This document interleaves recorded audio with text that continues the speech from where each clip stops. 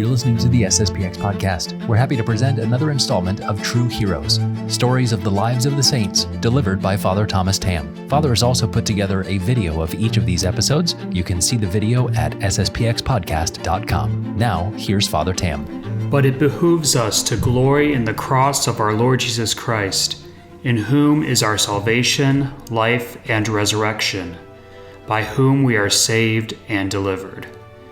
St. Paul to the Galatians, chapter 6. Hey, welcome to True Heroes, or rather a new section of our podcast that we will be calling Relics of Christendom. In this section, we will consider the different relics that we have of our Lord Jesus Christ, the Blessed Virgin Mary, and the saints.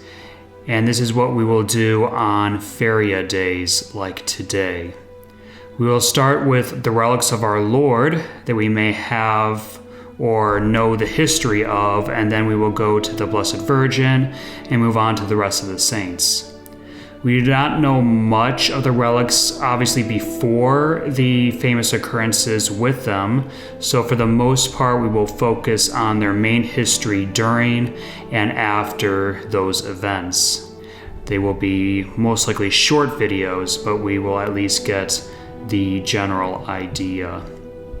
Today we will consider the history of the cross of our Lord Jesus Christ and see where, when, and how it was discovered and where it went from there.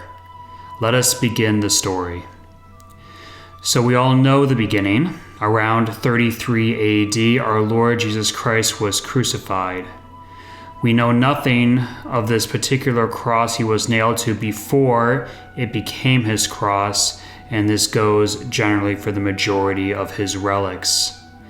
After he was crucified and buried, the cross was hidden along with the rest of the relics of the crucifixion, so that the followers of Christ would not be able to use them as symbols of hope later. And there the cross remained for almost 300 years. In 320, Saint Helena, the mother of Emperor Constantine, started her expedition to discover the cross of Christ. The Bishop of Jerusalem pointed to the spot of Golgotha to Saint Helena, which for some time had a pagan temple of Venus resting on it. Saint Helena and her fellow excavators dug and eventually found 3 crosses, along with nails and the inscription, Jesus of Nazareth, King of the Jews, found alongside the 3 crosses. Seeing that the inscription was separate from the cross, Saint Helena had no way of knowing which of the 3 belonged to our Lord, Saint Dismas, or the bad thief, except by a miracle. At her orders, an ill woman who had an incurable illness was brought to the site and was touched to the 3 crosses. The 3rd cross cured her, and so Christ's cross was recognized. Saint Helena left a large section of that cross there in Jerusalem under the protection of the bishop there, and brought the rest of it home to be dispersed to other holy sites. In 614, the Persian Emperor Khosrow removed the part of the cross held in Jerusalem as a trophy after he captured the city. 13 years later, in 628, the Byzantine Emperor Heraclius defeated Khosrow and regained the relic. He placed the cross in Constantinople at first, and then took it back to Jerusalem on the 21st of March, 630. He removed all his royal robes and walked through the gates of Jerusalem, carrying the cross on his shoulders to the Basilica of the Holy Sepulchre. We celebrate his victory and the returning of the cross to Jerusalem on September 14th, which is the feast of the exaltation of the Holy Cross. This particular relic of the cross was lost later, when the Crusaders brought it with them against the Muslims in the Middle Ages and lost the battle. The relic has been lost ever since. Many relics or pieces of the true cross still exist today. dispersed by Saint Helena and gained by other saints when they visited Jerusalem before that section of the cross went missing.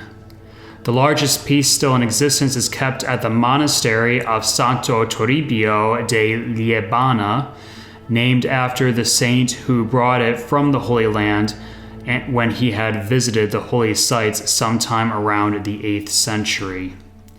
The piece is from the left arm of the cross and was divided into 4 pieces so that they could be placed in the shape of a cross in the reliquary.